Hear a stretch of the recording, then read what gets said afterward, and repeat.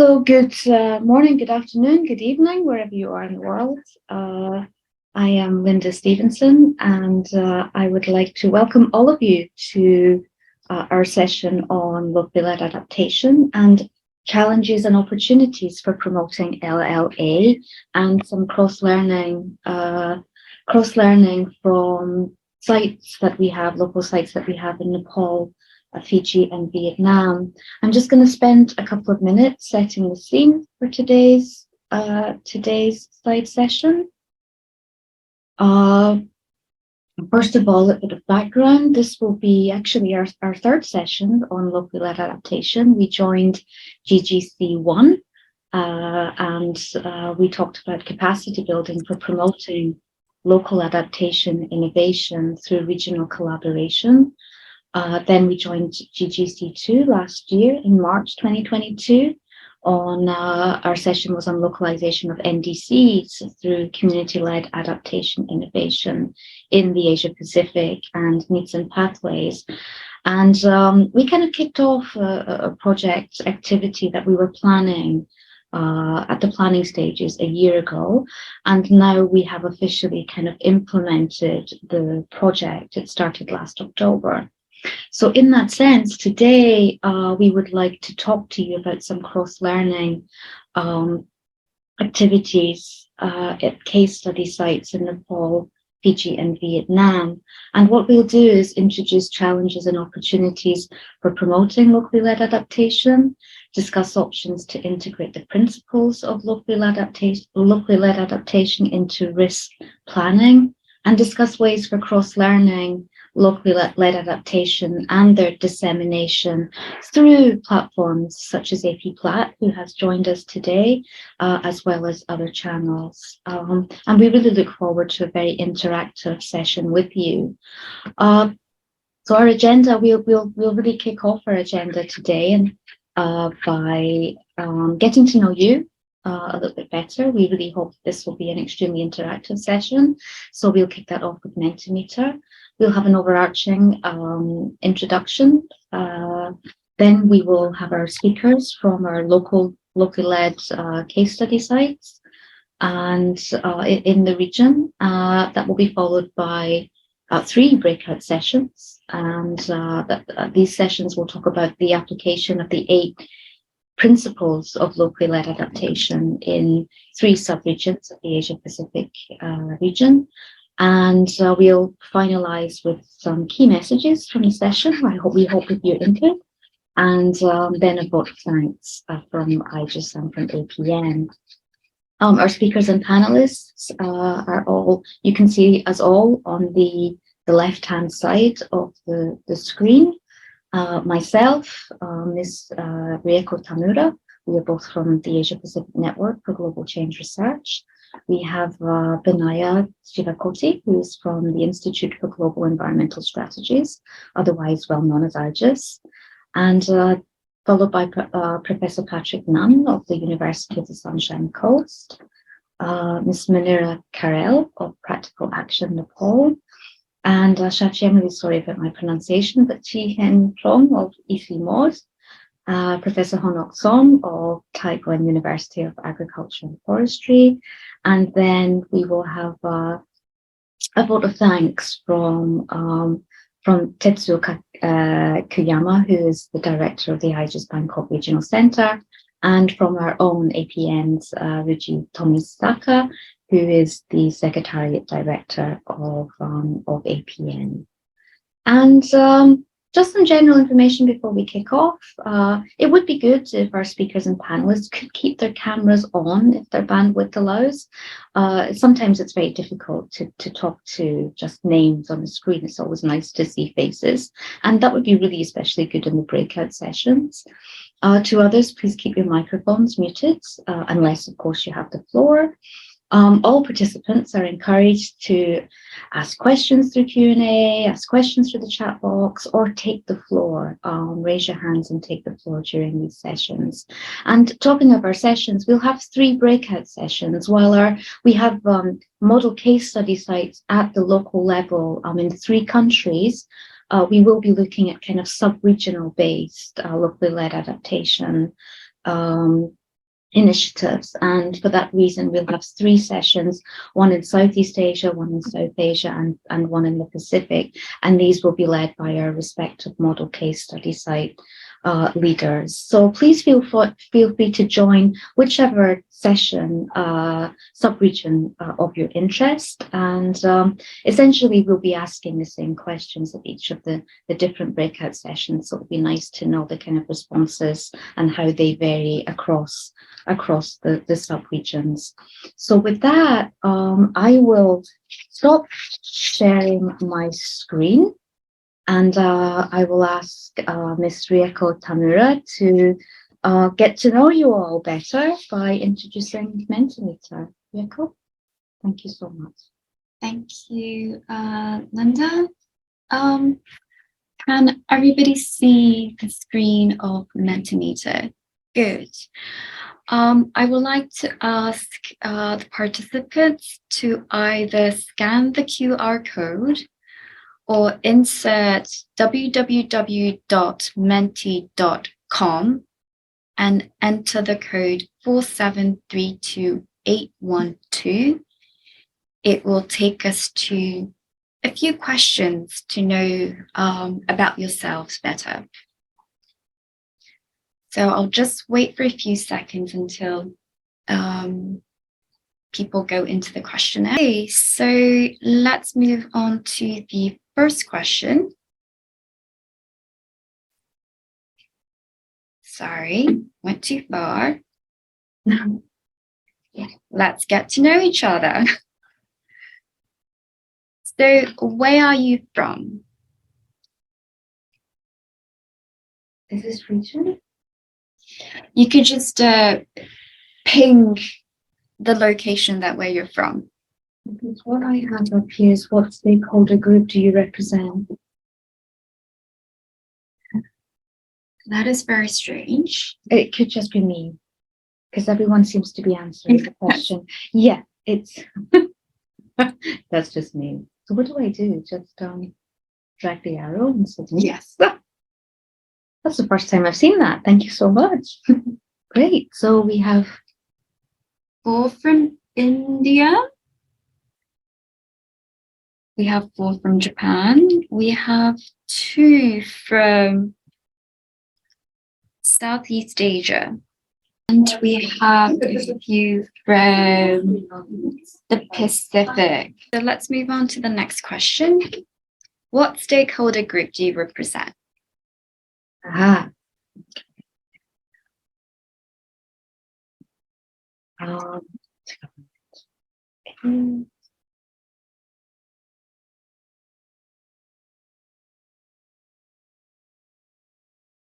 Okay, so we have a couple from academia research institutions, pretty much the same number from intergovernmental organizations, and 1 non-government institution. Are you familiar with the 8 principles for locally led adaptation? Wow. This is good. This is good. We hope that those 2, 3 who are unfamiliar will learn lots from today's session. Please, 4, please bear with us. Benaya, there's a lot on your plate today to explain the 8 principles of locally led. I hope I could do it. I think you can do it. I think you can do it very well. And just to give you an idea, I quickly jot down the 8 principles there. But as Linda-san just mentioned, Benaya will be providing you with a good explanation of the 8 principles for locally led adaptation today. So I won't go into detail. Moving on to the next question. What do you feel are some of the key challenges for understanding local climate risk? This is an open-ended question, so please insert your answers. Awareness, different knowledges, language barriers,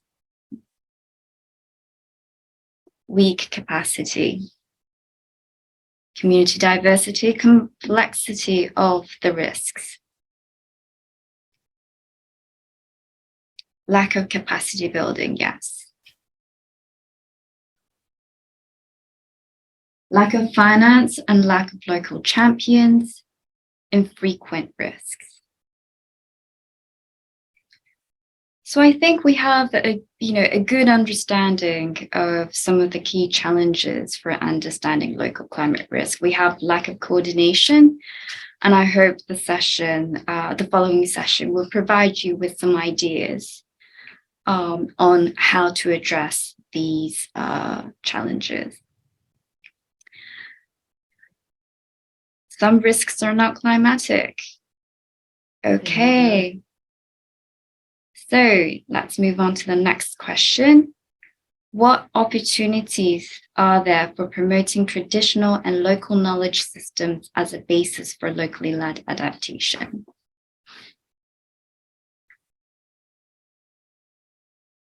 Again, this is an open-ended question. Please feel free to insert your answers.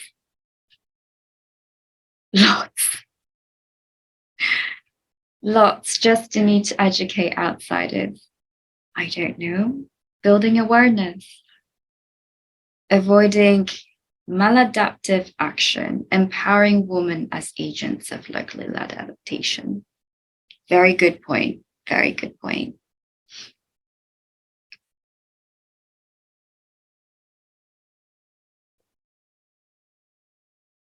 Any others? Prejudice, conventional knowledge systems, well understood. Willingness of local authorities and stakeholders. Recognition of generated toolkits. Lack of confidence, that's an excellent Yes. one. I hope that's something that we can address in the breakout sessions. Okay, Sorry, it's not toolkits, it's traditional knowledge. Oh. Sorry, Professor. Rieko's forgotten how to read. No, I was just reading a paper on toolkits. I'm so sorry. Traditional knowledge. My apologies. No, my apologies. Okay, let's move on to the next question. What kind of governance arrangements are needed to institutionalize and integrate locally led adaptation into climate risk planning? Once again, this is an open-ended question, so please feel free to insert your answer.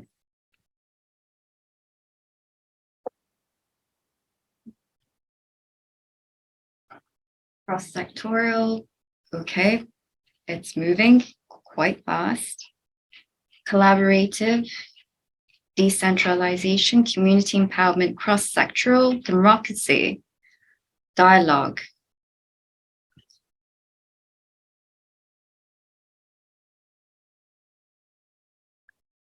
Finance, participation, equality, empowerment,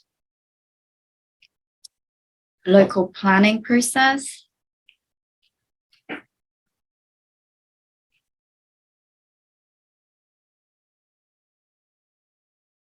okay, but it seems like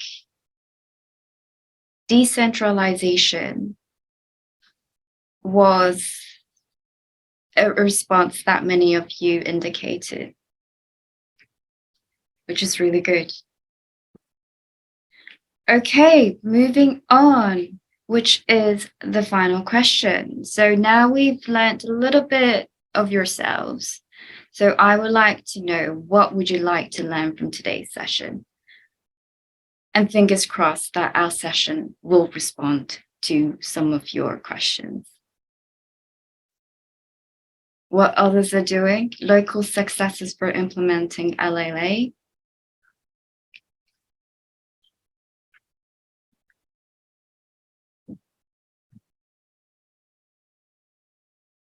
How things are going locally. Innovations at scale, success cases, shortcomings in the principles of LLA, opportunities to promote locally led adaptation.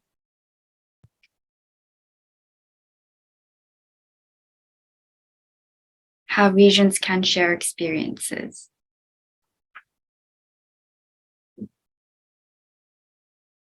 So I guess participants would like to know what's happening on the ground and to share those experiences.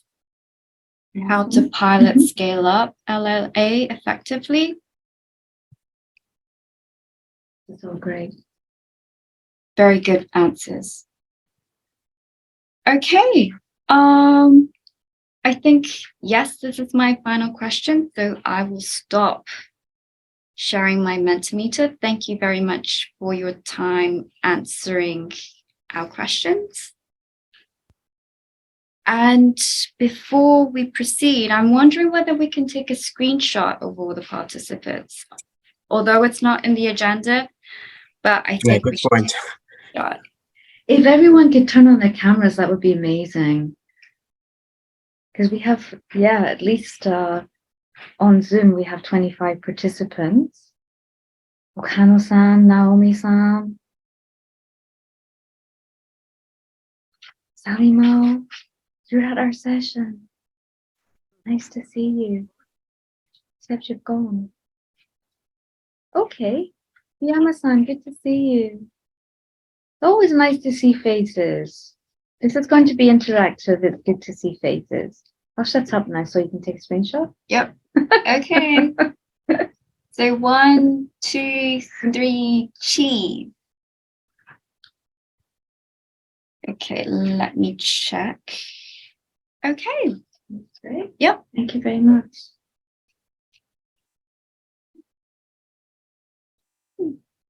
Okay, so moving on.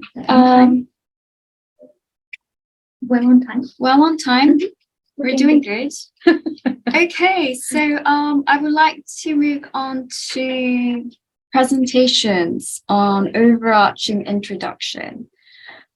First of all, I would like to invite Dr. Vinaya Shivakoti, a senior policy researcher on water and adaptation from the Institute for Global Environmental Studies, brackets, IGES, to give his presentation. The floor is yours, Vinaya.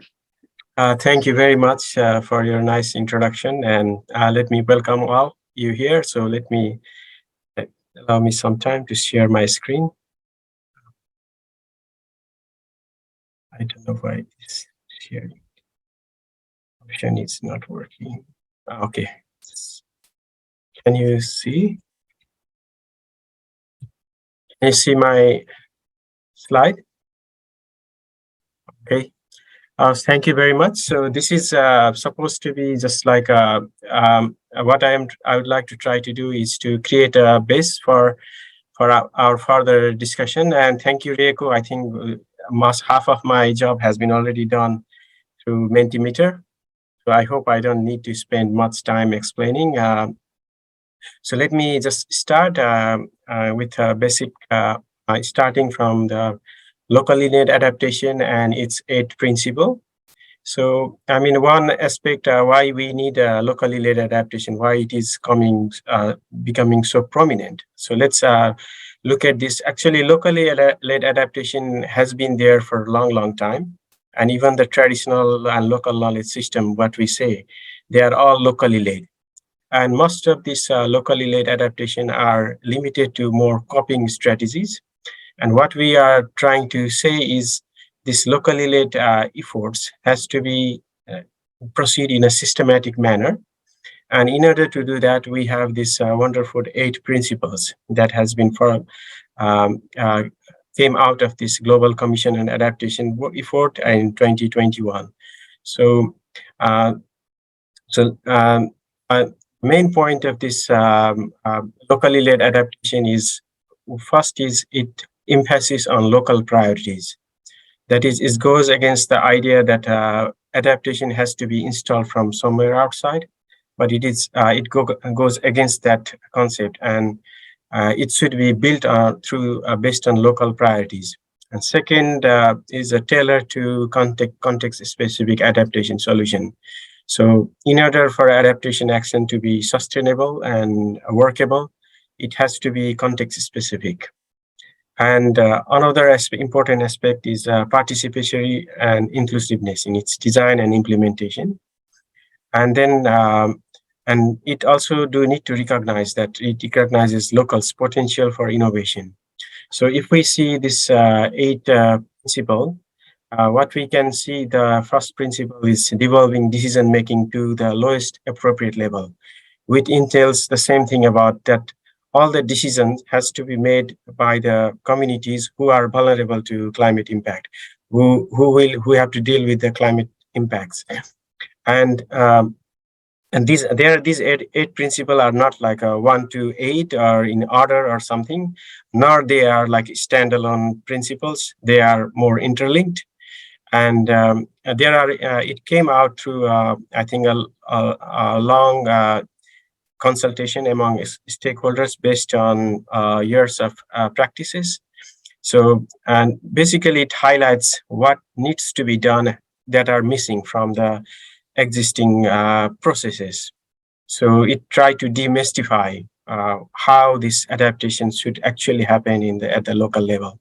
So it talks about how to provide patient and predictable funding.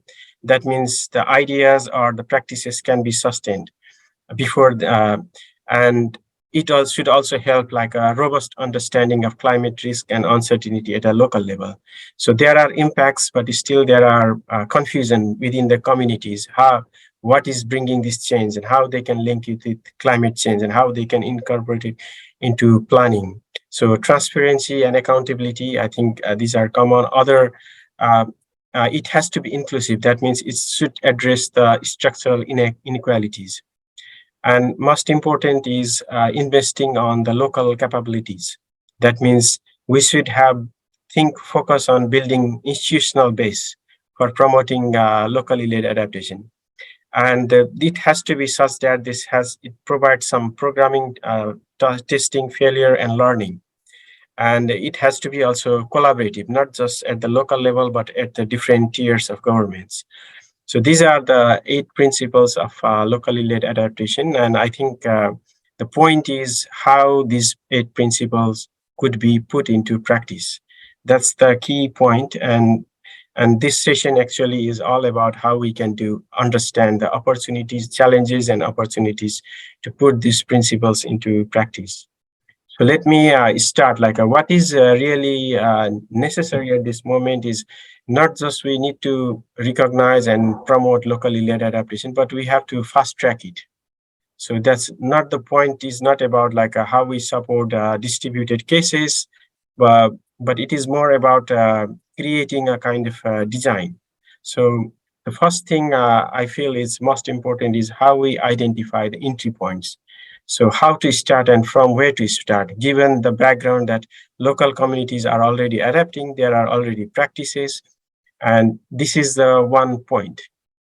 Second, I mean, in order to be distinct from other adaptation framework, the locally led adaptation should provide anchorage to design a self-sustaining model. So that means it's not just about local level needs finance, but we need a finance in such a way that predictable finance, so that we can create a self-sustaining model, which can then run on its own without the need for any external support. And the third point is the speed is up scalability. So that means the point is transformative potential of locally led adaptation in building local resilience across the region. So these are another important point. And what is mostly lacking is policy mainstreaming. So there are different policies like locally commitments are nationally determined contribution or a national adaptation plan. They talk about local level action, but still there is a huge gap in mainstreaming. And another important aspect is we need to think about also financing capacity.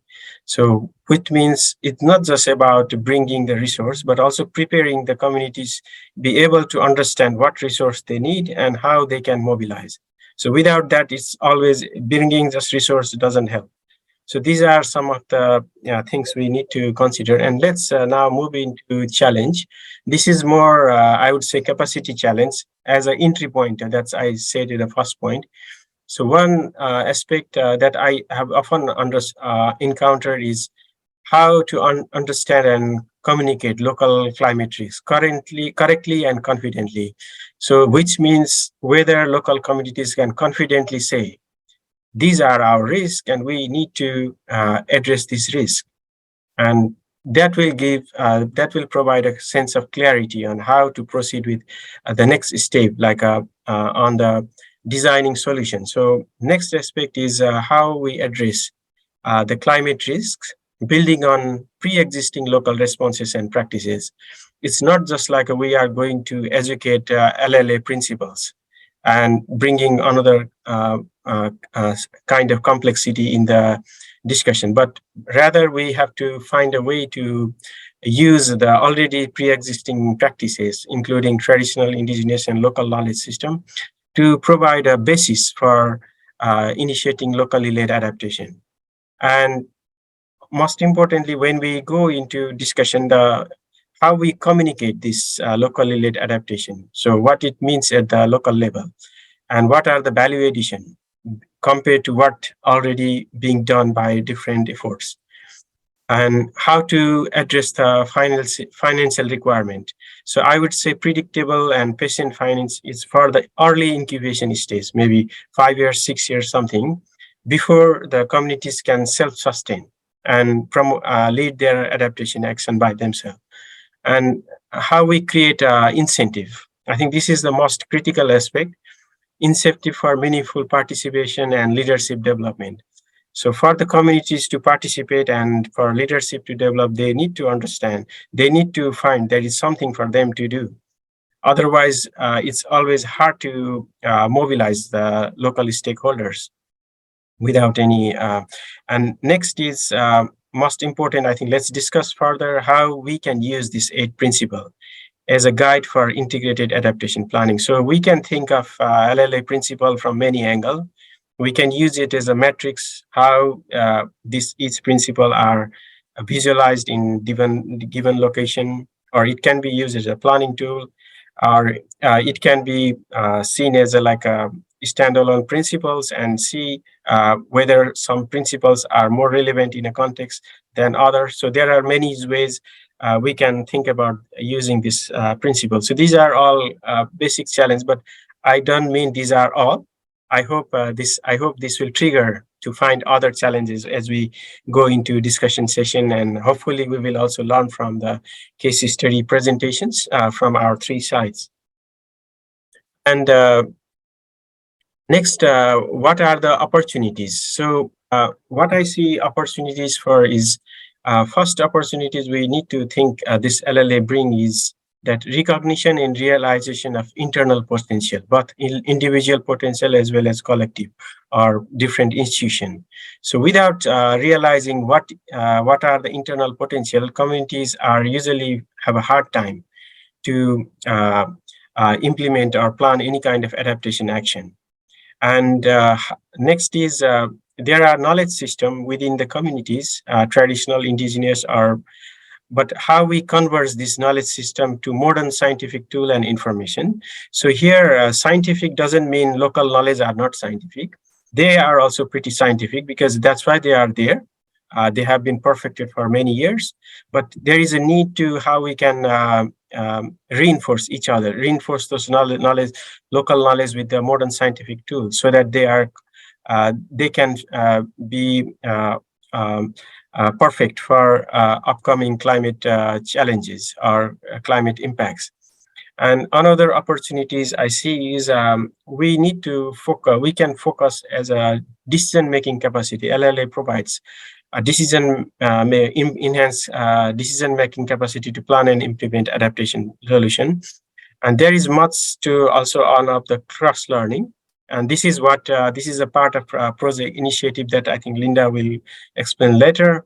But the key idea is if we can cross-learn the approaches or lessons, including not failures, that will help to speed up this kind of standardized LLA.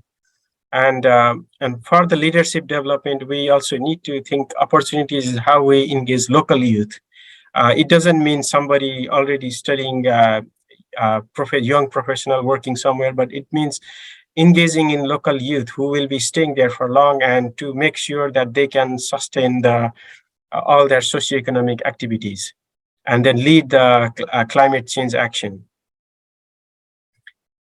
So this is something I would like to stress. And the most important point is like why we are talking all these is we want to create some kind of facilitate in investing in building local capacity, so that we can attract climate finance resources and also contribute or connect with the national level effort. So this is like the real opportunity is if we can build a kind of visualize or can demonstrate the LLA in action, then it will be a kind of bottom-up trigger to bring in, to attract the climate finance, as well as connecting with national level effort, which there is a huge gap between what national level planning and priorities and with the local level priorities. So with that, so I'd like to stop here. Thank you. Let me introduce Linda again. So Dr. Linda Ann Stevenson, Head of Knowledge Management and Scientific Affairs and Deputy Head of Development and Institutional Affairs, will be providing a presentation on the APN and IGES initiative on locally led adaptation. Linda, the floor is yours. I think my screen has been shared. Okay, so let me just give you a brief background of the APN IGES initiative on locally led adaptation in the region. We kicked off around October 2022 last year, and we planned this particular project for about 2 years. And the overarching goal of the project is to catalyze local adaptation innovations by addressing the capacity gaps that Vinaya-san just alluded to, and those capacity gaps that are at the local level. And we have 4 kind of key objectives, and that's supporting the understanding of climate risks and vulnerabilities at the local level, supporting locally led adaptation innovations by stressing ITLK systems, followed by supporting bankable ideas towards establishing what we like to call local adaptation innovation hubs, and finally local adaptation planning and implementation and governance systems to ensure inclusiveness, participation, transparency, and better localization of NAPs and NDCs. The project itself has enlisted local partners in Nepal, that would be ECMOD, HUC Practical Action, in Vietnam through ADC, and in Fiji through being led by the University of the Sunshine Coast. And all of these sites will be presenting in a few minutes. But following the activities that identify capacity gaps for local adaptation, these MCS sites will really engage a group of stakeholders, inclusive of course, local communities is key for the success of this particular project. We'd like to engage youth, local NGOs, among others. And that would be to identify and shortlist a set of adaptation interventions and prioritizing ITLK systems to address current and future climate risks, but very much in a holistic, taking a holistic approach. So the activities will include developing scenarios of climate risks and shortlisting locally led approaches to adaptation. And this is where the cross-learning will come in, we hope, between these 3 model case study sites. So the role of local innovation by integrating ITLK systems with science and modern technologies will be prioritized, and Vinaya-san alluded to that too. And with the regional cross-learning, we hope that the main outcomes will include the co-development of what we're calling blueprints of locally led adaptation interventions. And in addition to that, will be kind of co-development of the governance structures that would be needed at each of these sites, and the kind of governance structures and processes at the MCA sites to establish eventually local adaptation innovation hubs, and what we hope is, upscaling bankable ideas.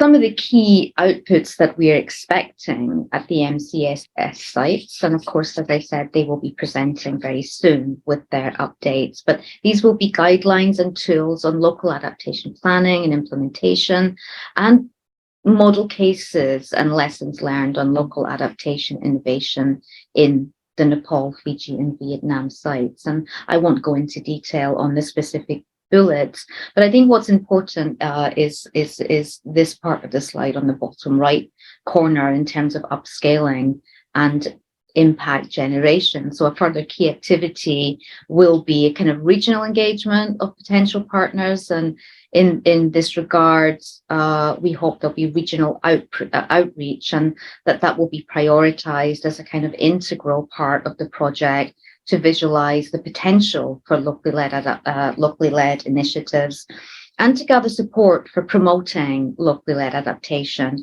and sharing of lessons.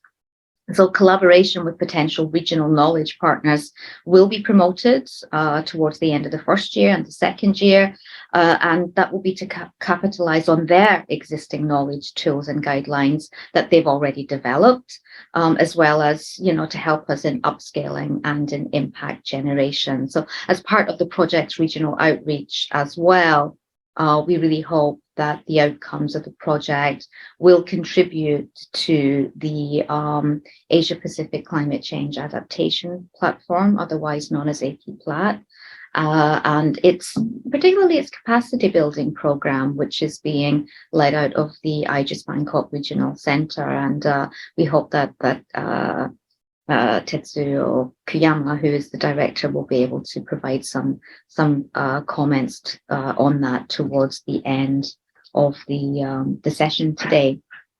So I don't want to say any more on the MCAS sites themselves, because we have the experts here who will present on their initial activities at each of the three sites. So with that, I will close my presentation, and thank you for your attention, and I'll stop sharing my screen as well.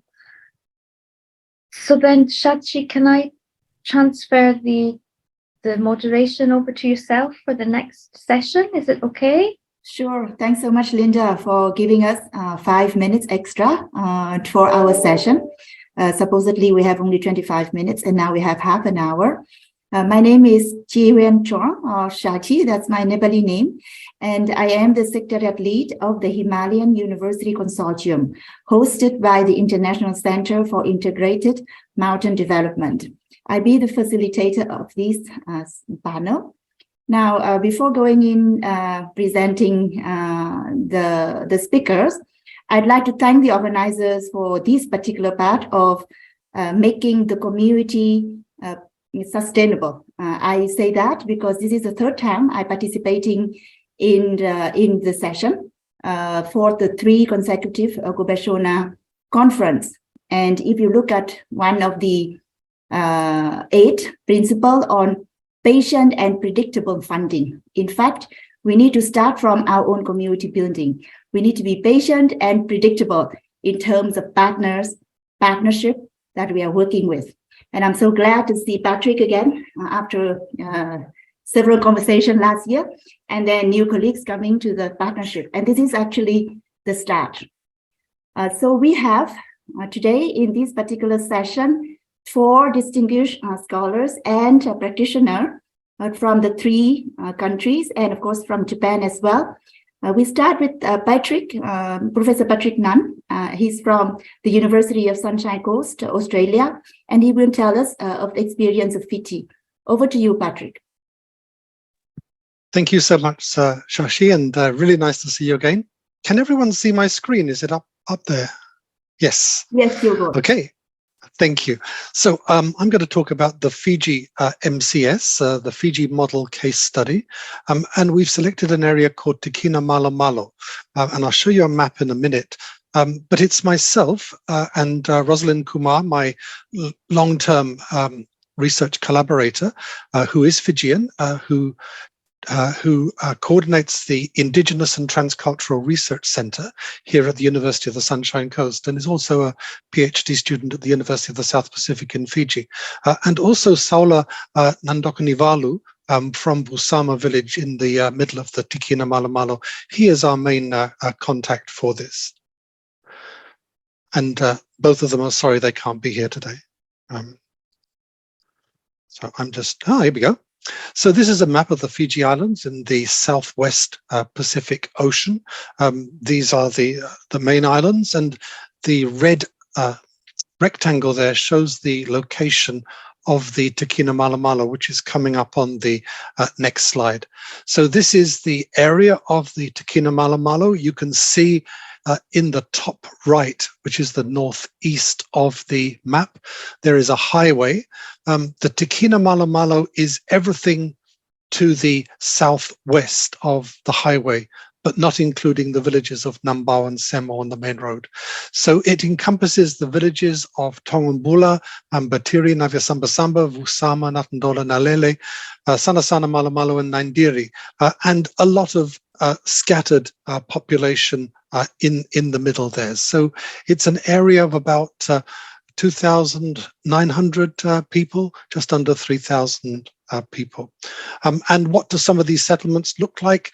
They are mostly subsistence-oriented settlements. This is Naindiri village, which is one of the coastal villages in the area. The sea is just to the right of that line of houses there. And the village hall where I'm standing is where I'm standing. This is Nalele village, which is a ridge top village. Like many of the communities in this area, they've moved to the ridge tops because of the effects of flooding over many decades in the lower areas. Some of the livelihoods that people follow in this area, one of the big exports is the sale of mud crabs, which are found in the mangrove areas. And you can see on the map, those green areas, the dark green areas are mangrove swamps. And also in the Vusama area, they've started to revive the traditional practice of making salt, what they call masima or mahima in this area as well. There's a little bit of tourism in the area. Sanasana is located next to a hotel, but it's not a major effect on the economy of the entire area. Consultations, Rosalind and I and Saula did some consultations as a preliminary to this talk, and we engaged the chief and the elders of Tikina Malo Malo. It's more appropriate for men to speak to men and women to speak to women. I speak fluent Fijian, and I've known these people for a long time, so it's quite straightforward for me to speak to them and to get them on board. You can see Rosalind down below talking to some of the ladies in Vusama village as well. What are some of the challenges of this area? Well, in terms of climate change, the tropical cyclones are the hurricanes or the typhoons are becoming stronger. So heavy rain and strong winds associated with those. The infrastructure in this area is poor and is very easily washed out in landslides or during heavy rain. It's flooded. There is a perennial problem of food and water security. Most of these communities are subsistence oriented or subsistence based. So when some climatic event happens, that can actually have a major impact on food and water security. And the last thing I'd identify is a lack of wage employment.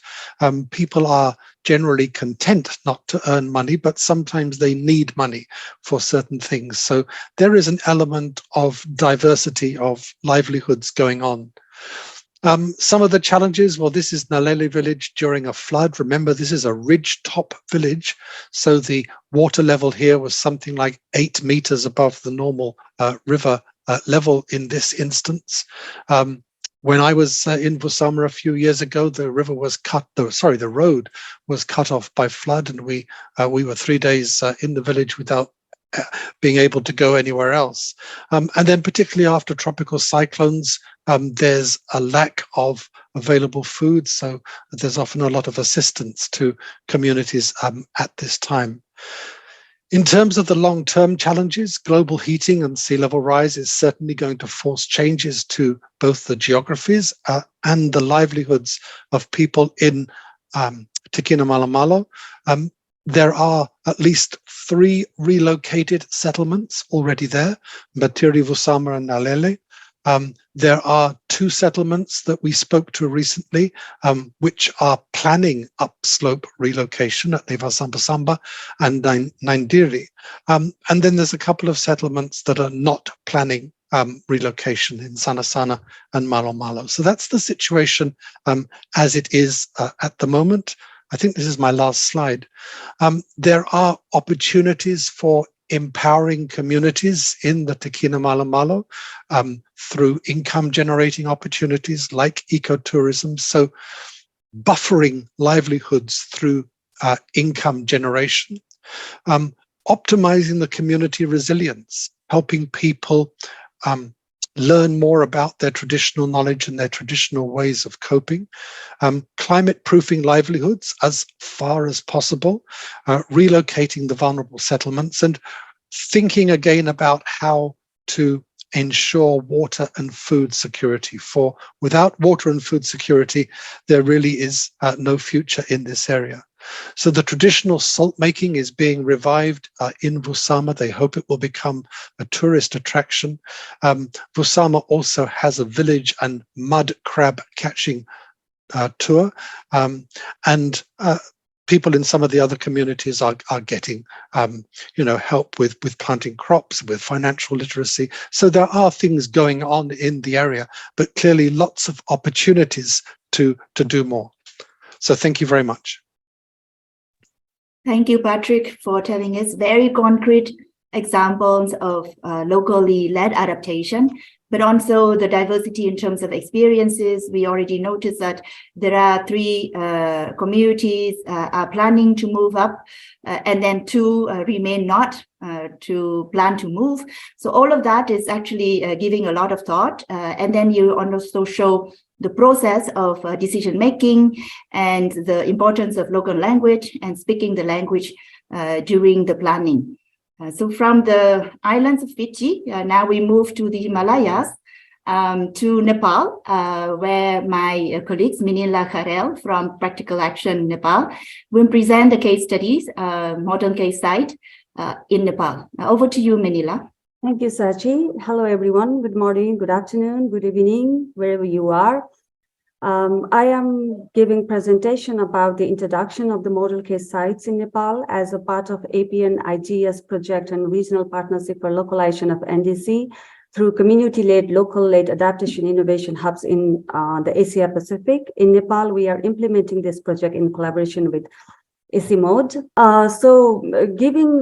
Before giving about the introduction of the model case sites in Nepal, I just would like to talk very briefly about my organization, Practical Action. Practical Action is an international development organization which puts innovative ideas to work so people in poverty can change their world.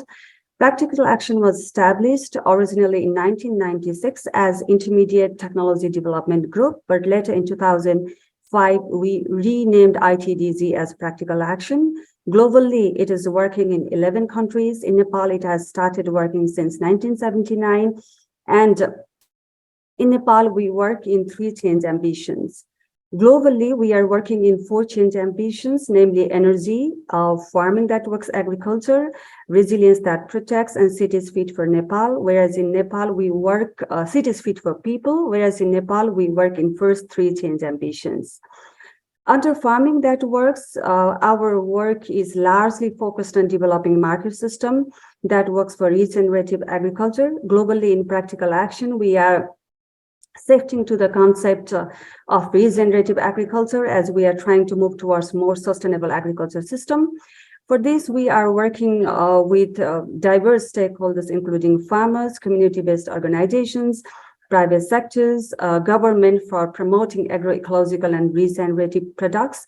Our ultimate aim is to improve the food security of smallholder farmers. And as per our strategic business plan 2030, we are aiming to benefit 800,000 people by 2025 through regenerative agriculture.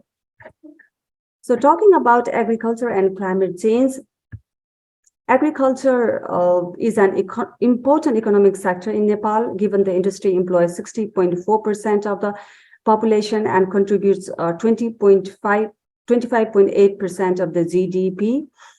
Agriculture and climate change are very much interlinked to each other, and the agri-climate nexus is coming at all levels of the discussion, be it local, provincial, national, or international. On one hand, agriculture sector contributes 11% human-induced GHG emissions, whereas on the other hand, agriculture is hard hit by climate change impacts. The perception-based National Climate Change Impact Survey done in 2016 by CBS in Nepal has revealed that the farming communities are hard hit by the increased incidence of pests and diseases, erratic rainfall, increased incidence of drought, and water scarcity. And given the diverse agroecological zones in Nepal, ranging from Tarai flatlands to the hills and the mountain, there are disproportionate impacts of the climate change. Mostly women and marginalized communities are hard hit by the impacts of the climate change and the male migration. And due to male migrations, women have to burden the impacts of the climate change, along with other additional responsibilities of the household and the farming activities. Therefore, in Nepal, adaptation to the climate change is must, and it should be locally led to reduce the vulnerability and climate risks in agriculture, as well as to increase the resilience of the communities in the long run. So model case sites in Nepal, we have targeted Lumbini province. This is Lumbini province is province 5. We are focusing on 2 districts in Lumbini province, covering 2 municipalities, that is Rolpa and Dang. In Rolpa, we will be focusing on Runtigadi rural municipality, whereas in Dang, we are focusing on Dangisaran rural municipality. So just giving you the brief scenario of the province and the model case sites districts. The model case site districts are one of the marginalized districts of the Nepal, indicated by the Human Development Index 0.563, which is lower than the national average SDI, which is 0.602. Life expectancy in these districts is 52 years, which is again 18 years below the national average. There are still the impacts of the decade-long civil war in these areas, and the women and the marginalized communities are still struggling very hard to overcome those impacts. Agriculture is the main source of the livelihood of people living there. They are growing diverse crops, including maize, pulses, vegetables, and legumes, and generally goats are kept for income generation. Families are earning on an average less than 350 pounds per year per household, which is again very less than annual national average income per household. In these areas, 34.5% of the total populations are moderately food insecure. We have done the baseline situation analysis a few months ago in the model case site districts, and how do I minimize it? Okay. So it has revealed that agriculture followed by the livestock is the mainstay of the people living there, mainstay occupation of the people living there. About 59.3% of respondents during the baseline survey reported that the agriculture as their first source of income, followed by livestock and wages, daily wages. On average, highest income is generated from goat, followed by dairy and the vegetables. So despite the potential of growing a diverse kind of climate resilient varieties and endangered land races, their practice of farming for the commercial use is very low. Agriculture is mostly rely on rainfed irrigation. Only 12.2% households are using improved water management services. There is limited agriculture mechanizations, limited labor-saving devices, limited access to agriculture inputs, limited access to markets due to geographical difficulty, limited access to financial services and other business development services. And in locally led adaptation, we talk a lot about in how we can engage, like women, youth, and community in the local government planning process. But our baseline survey has shown that the aggregate score of women engaged in local government, influencing policies and accessing services is 0.6 out of a total score of 3, which is very less. 68.4% of the women reported that they had not engaged with local government in planning, implementation, and monitoring. 79.4% had not participated in any policy level discussions, and 81.9% had not accessed any services from the local government. We have also measured the women empowerment through using Women Empowerment in the Agriculture Index tool, and it indicates that only 29.3% of the women are empowered in model case sites districts. We have also done vulnerability and capacity assessment in model case site districts in focusing on 3 subsectors: vegetable, goat, and dairy. And we have found diverse climate risks in all these 3 subsectors. You can see that the most common one are increased temperature, prolonged drought, high rainfall, low market prices, increased incidence of disease and pest, low availability of the chemical fertilizers, loss of local varieties, landslides, frost, cold, diarrhea among animals, etc. Now I'm talking about the adaptation opportunities. Despite all those challenges, we have a lot of adaptation opportunities in model case site districts. Firstly, talking about the policies, we have in Nepal a very specific climate change specific policies, which talks about the agriculture sector as well, including the National Climate Change Policy 2019 and other policies. The second nationally determined contributions NDC, which was submitted in 2020 to UNFCCC, it has clear targets of the mitigations and adaptation in agricultural sector, as well as in energy, forest, and other subsectors. But here I'm mostly focusing on agriculture. So the targets for the mitigations are increase the amount of soil organic matter from the current level of 2% to 3.95%, establish 200 climate smart villages and 500 climate smart farms, promote intercropping, agroforestry, conservation tillage, and livestock and agriculture waste management, quality farmyard manure production and use. And all 753 local governments that exist in Nepal, they will be preparing and implementing climate resilient and gender responsive adaptation plans focusing on circular economies and sustainable resource use. So at policy level, we have very good policies and targets. Now moving forward, our challenge is to translate these policies and these targets into actions. Regarding the different kind of technologies, adaptations are happening at a small scale in model case site districts and across the different regions of Nepal.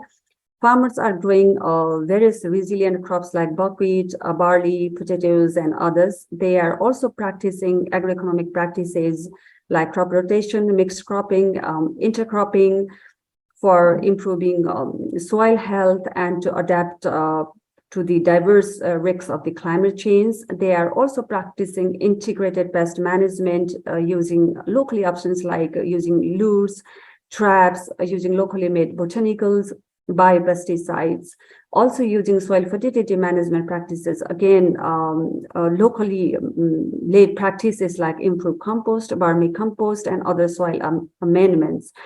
In terms of water management technologies, communities are using solar, micro-irrigation technologies, recharge ponds, multi-use water system, rainwater harvesting. But again, these are happening at a small scale, and moving forward, our opportunities to work is to scale up these adaptation technologies across the country.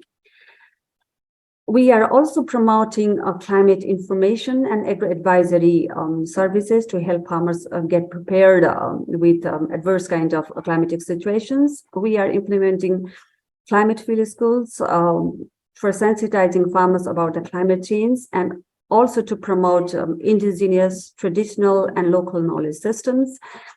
We are promoting flood adaptive vegetable nursery technology, as you can see in the figure, raised nursery beds.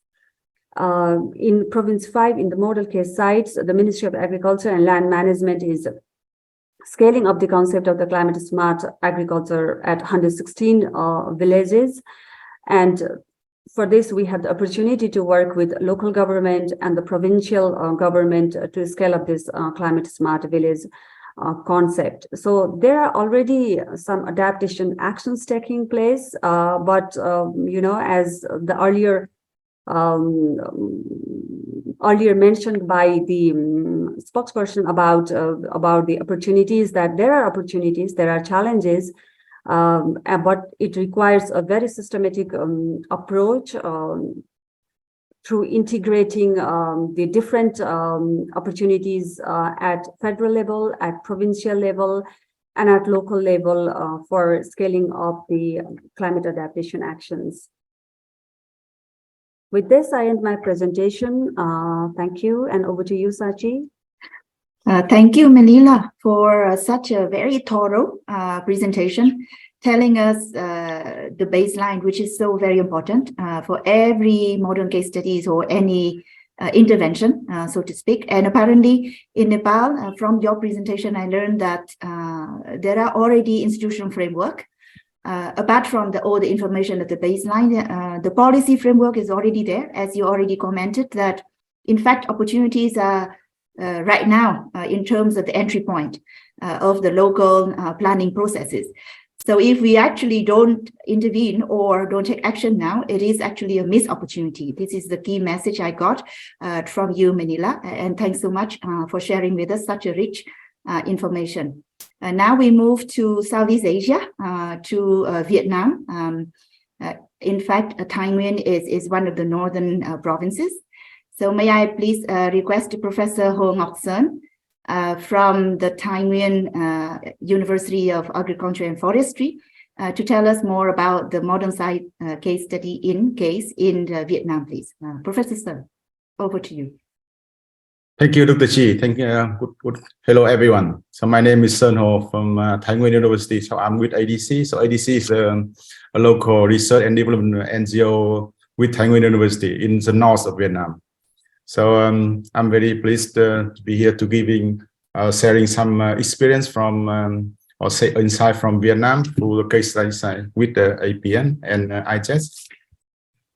So as you know, so ADC is a partner with APN and IGES to implement a model case study in northern of Vietnam. So it is the north. So this region is characterized by the mountainous areas, degraded land. So the main climate risk in this area is drought and flood droughts. So the farmer in this region, they cultivate paddy rice and terrace farmings.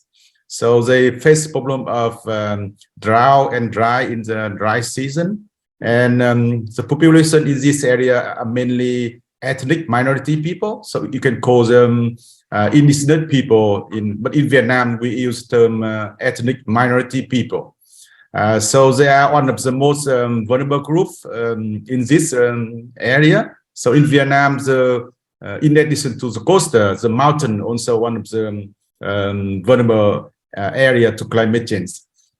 So in the model case study I present today is a part of the, I think it's part of the existing ADC work on climate change, work with Care International in Vietnam or DFAT Australia. So currently we build on what we are doing in the last 10 years to develop innovation hub for LLA. So in this model case study, we try to address the capacity gap at local level. We work with community to empower the women to adapt to climate change. Especially, we work with private sector to try to engage private sector in this model case side to sustain the practice. I will explain this one later on.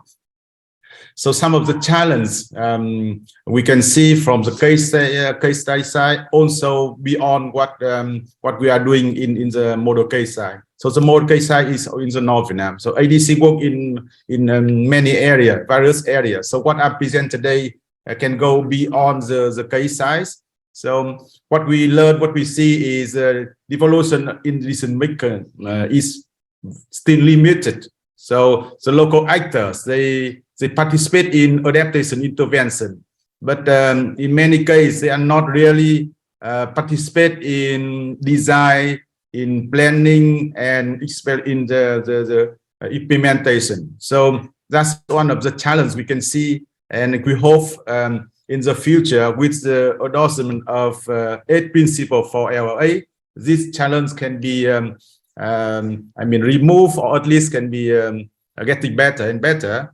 And the next one we can see is a structure inequalities faced by the local people, by local communities.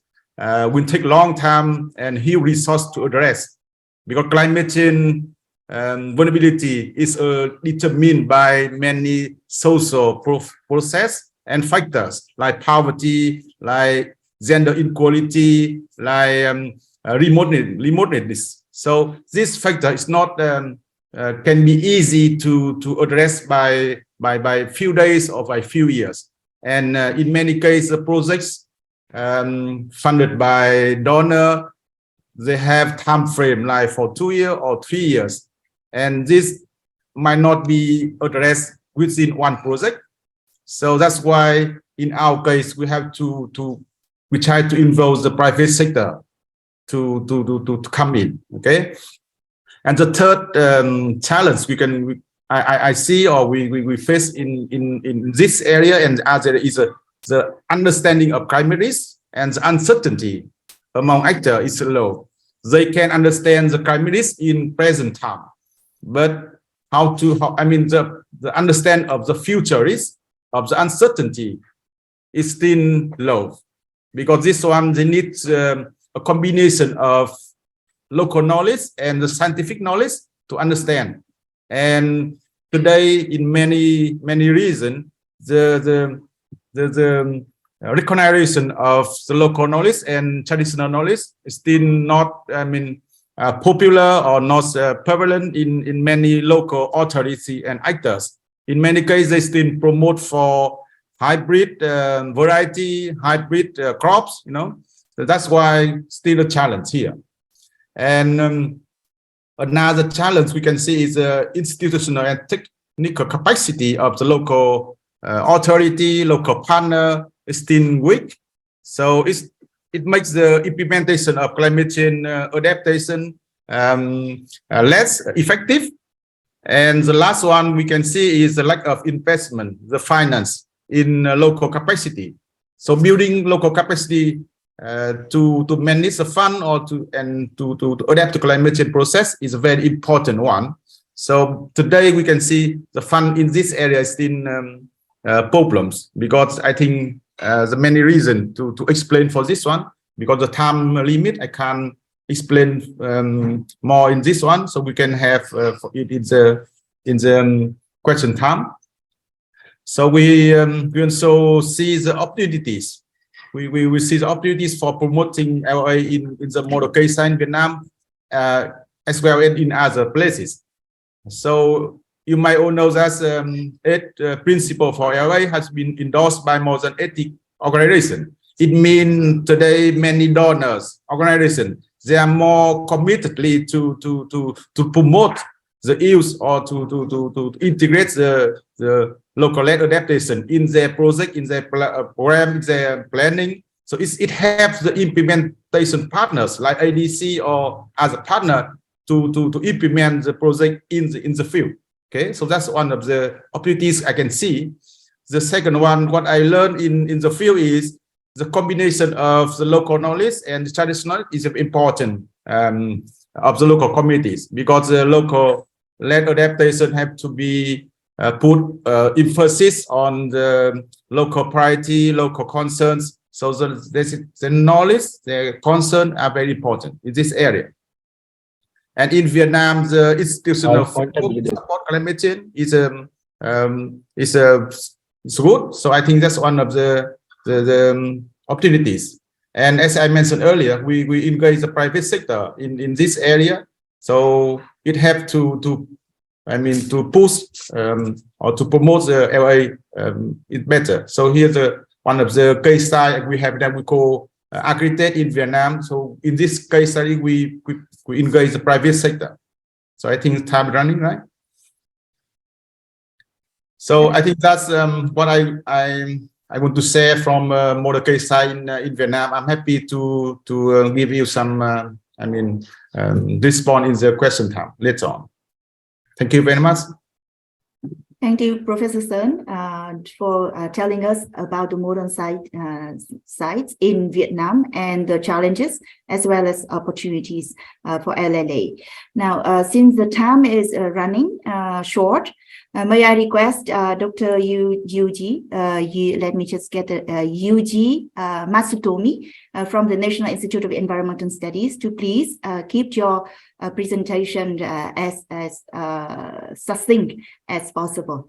So over to you, Dr. Yuji. Yuji-san, please. Hi. Hello, my name is Yuki Yoshida. I'll be replacing Yuji today, and I'll keep a short presentation on tools for local scale adaptation planning. So as you can tell, I am not particularly presenting a case study, but introducing some tools that we have at the Center for Climate Change Adaptation. So in various settings, I've had the opportunity to engage in various discussions of local scale adaptation planning and some common challenges. I think these are familiar issues with many of you.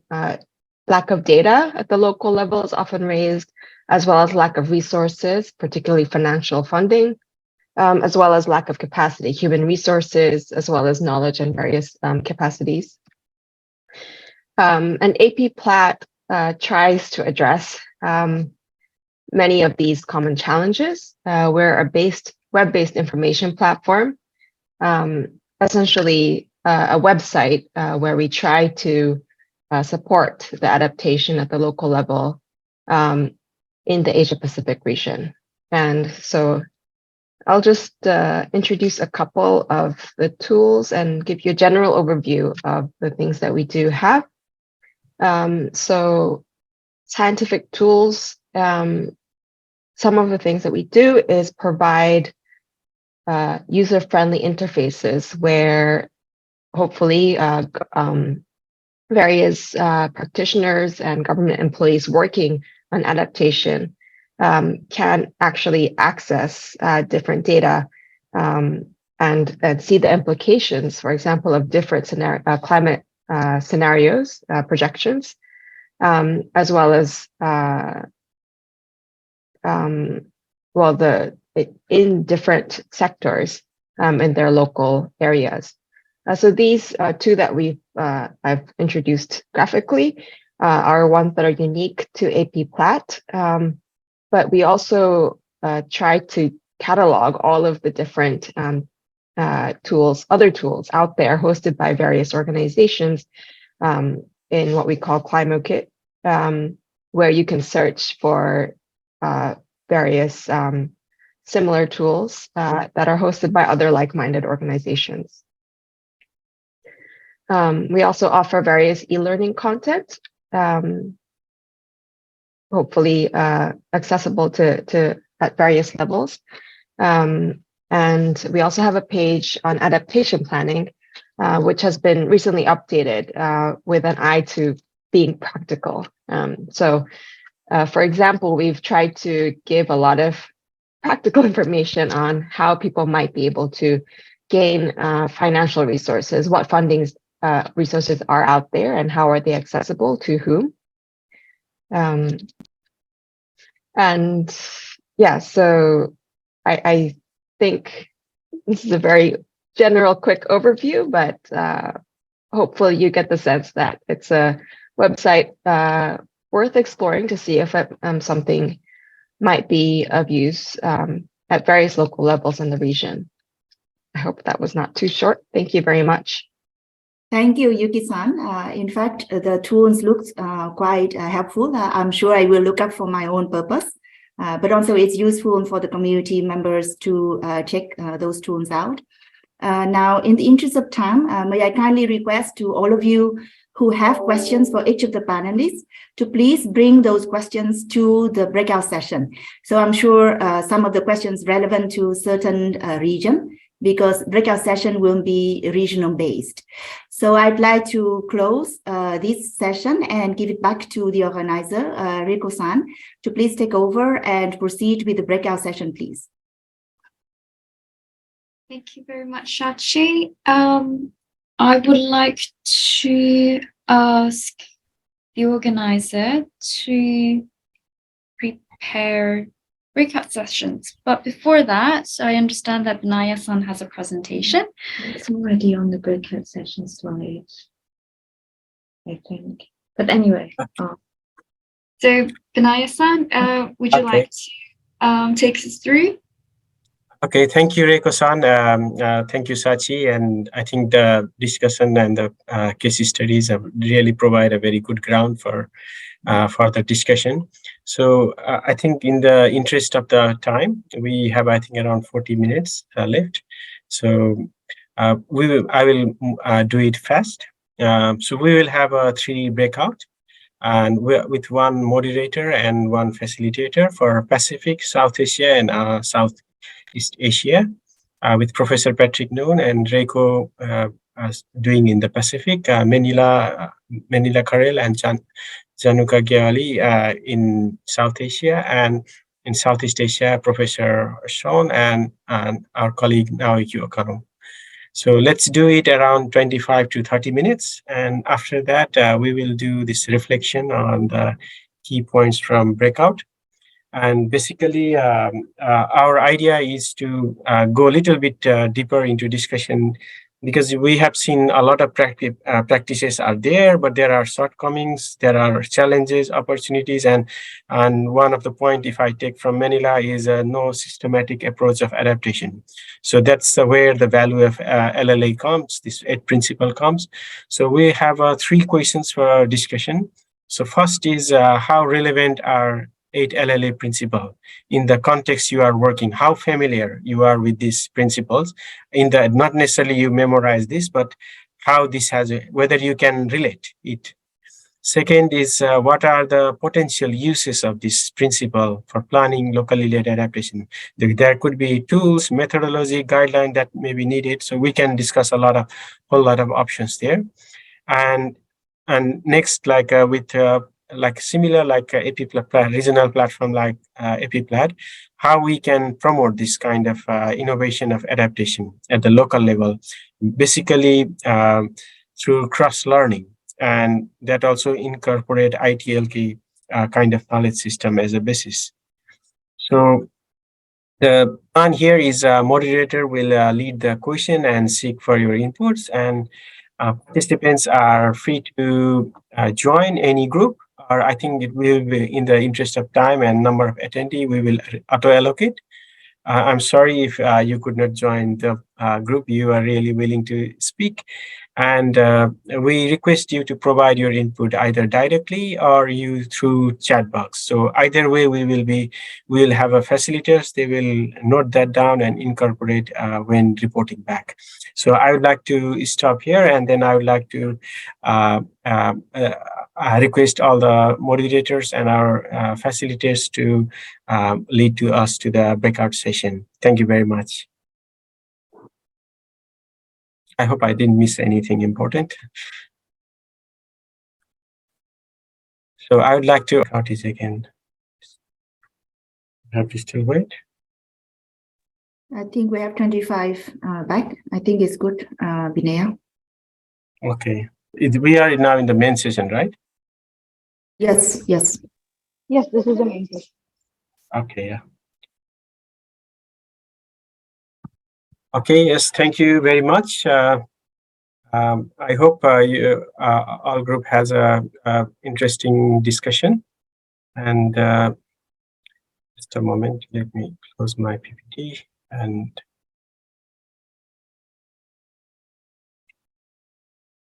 so now I think we don't have much time left. So let's do this way. Let's have like a 1 or 2 minute summary from each moderators.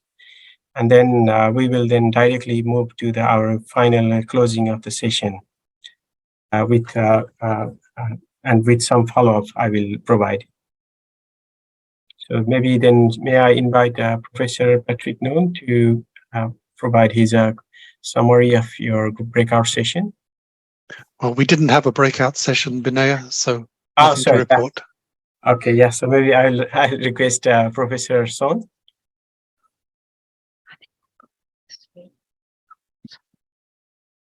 I think your mic is muted. All right.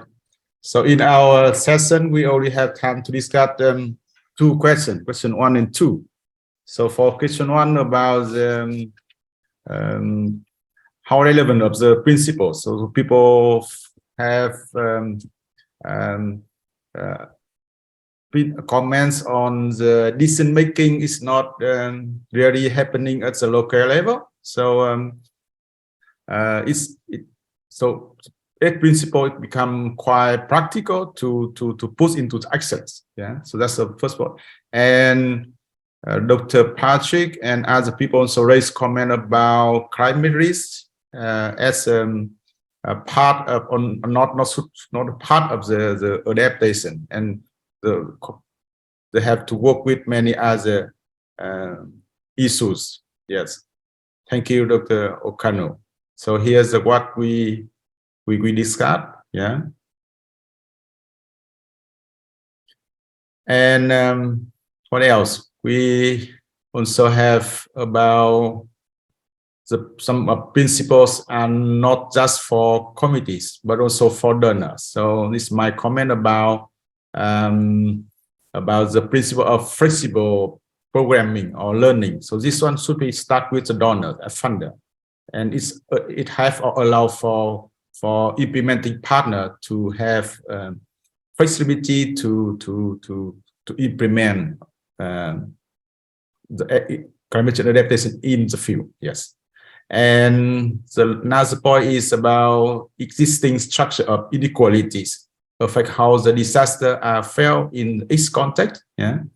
And we have a lot of sharing about local communities are knowledge producer and knowledge holder, and then how we should determine what kind of understanding and who understand of what. Yeah, so that's a key point we learn from the question ones. And the last point, yeah, about the tool to map the local heritage sites can be very useful from Dr. Sachi. Yeah, can you move to the question 2? Yeah, for the question 2, we talk about the value addition of the LA principles, and we have comments about implementation of principle in different kind of efforts are needed for research and practice, and we need additional effort to unpack the local context and designing the risk assessment. And another point is about adaptation might imply what we need to unpack what knowledge and they are doing and utilize as an adaptation. And the last point we quickly have time to cover is efforts have to be very sensitive to the local different needs. Yeah, so that's I think the few key points we learn from the session with our participants. Yes, thank you, Professor Son. Maybe then may I invite Manila on the report on the South Asia. Yeah, thank you, Binay. So in our breakout session, we have 8 participants. We have very rigorous discussion on all 3 questions, and we have also learned a lot from each other. So regarding first question, how relevant are the 8 LLA principles in the context you are working or familiar with? We discussed that some of the principles of LLA are not very new. They are quite old, but their practical relevance, using them practically, is new in many contexts. We also discussed that though the LLA principles are there in some of the contexts, there are issues regarding the transparency, accountability, and also the communication is very important for ensuring LLA to ensure the very good and strong communication among national government, provincial government, and the local government. And we also learned that some of the principles of the LLA are also applied in market system development. For example, the market system development of the organic products, because when we develop the market system for particular agriculture products, all the market actors come together, they decide how to save their market. So it's more locally led. So moving to the next question about the potential uses of 8 LLA principles for planning locally led adaptations. We discussed that we have very good example from Japan, that in disaster situation, how can we use the clean potable water, which is very locally led, helping communities in the disaster situation. So such kind of the technologies can be promoted. We have also very good discussion regarding the theory of change. If we apply the principles of LLA on developing and making the communities understand about what kind of change they are expecting from the work we are doing with them, So this will help them to understand the theory of change. If we apply the LLA principles, then we again discuss that. So it's not only on the theory of the change. Maybe if those LLA principles are used and applied from the very beginning of the design phase of the project throughout the different stages of the project, like the implementation, monitoring, evaluations, and the knowledge management, then those kind of the community interventions will be very sustainable in the long run, and community will have a better understand of what kind of change they are getting. So it will be very useful in those sense. So moving to the next question about the platforms, we discussed different options, like we have like AP platforms, but besides that, if we establish some kind of platforms at all levels of the government, a local level, provincial level, national level, and then one overarching platform which connects and communicates among all those platforms, then it will be very helpful. And most of the participants highlighted the importance of using the smart technologies, because wherever we go in the remote communities, all the rural people, they have at least one smartphone, and they are using those smartphones for using social media, like Facebook, like TikTok, So if we incentivize communities to use their smartphone technologies to tell their own stories, then it will be very helpful, because in the social media, we can see like lots of pictures about ourselves, but why don't we promote the thing we do at the local level about producing agriculture crops, about harvesting? So Manila, would it be possible to speed up? I think we have only 5 minutes more, and we want to. Yeah, so it's all about, like using the smartphone technology to tell our own stories, because it will then disseminate and promote our originality.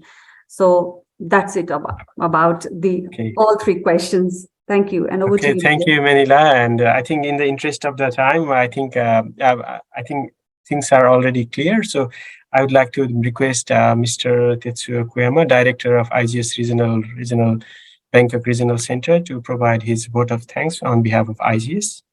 Over to you, Koyama-san. Appreciate if you could do it within 1 or 2 minutes. Okay, thank you, Binay-san. Very sorry for that. Yeah, first of all, thank you for all participating this session at the Gobeshona conference today.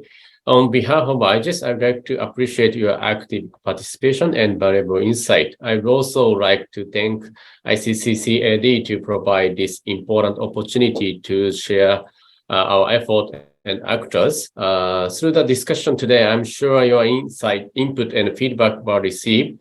Here will be very useful for establishing model of the locally led adaptation in 3 countries jointly with all partners involved. As Linda-san mentioned, we are now working for the an information platform we call the APPRAT, proposed by the Japanese government. And APPRAT has 3 pillars of the activity, including capacity development.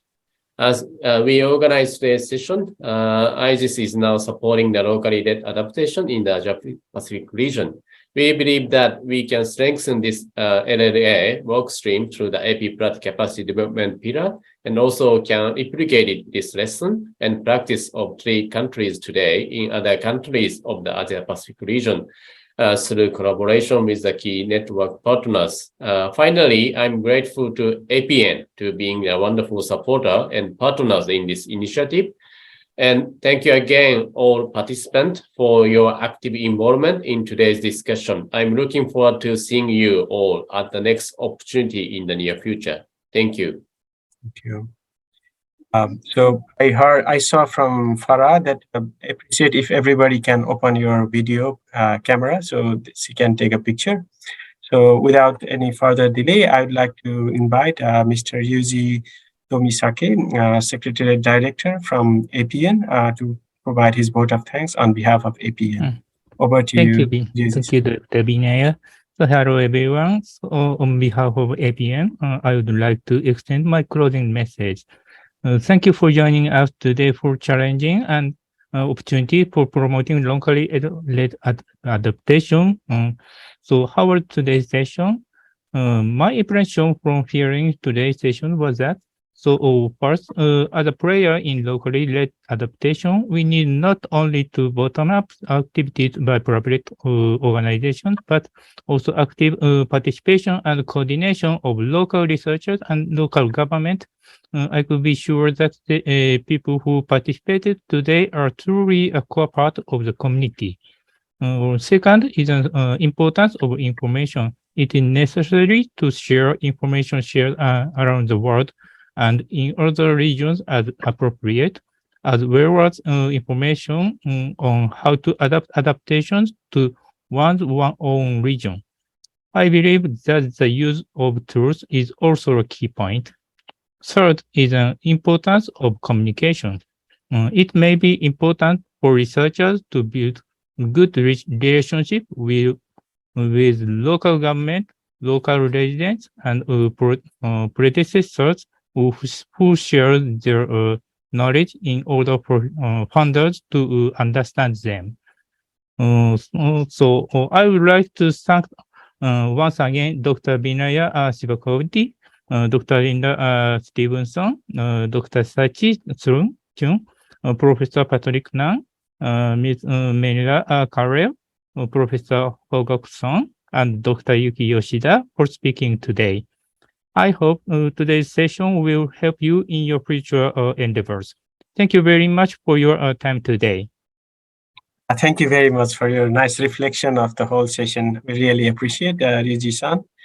So with that, and I think we are just 10 minutes overshoot our indicated plan. So with that, I would like to call the close for this session, and I would like to thank all the ICAT team involved in making this event very lively and technically sound. And I wish you all the best and have a good day, good night, good evening, wherever you are. Thank you very much. Bye-bye. Thank you so much, everyone. Thank you. Thank you. Thank you so much. We'll be in touch. Thanks a lot. Bye. Bye. Bye-bye. Everyone, bye.